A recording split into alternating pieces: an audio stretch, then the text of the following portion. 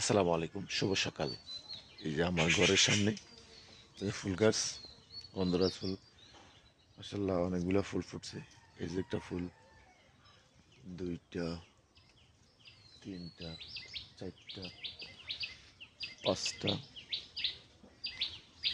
এই যে ছয়টা, সাতটা, আটটা।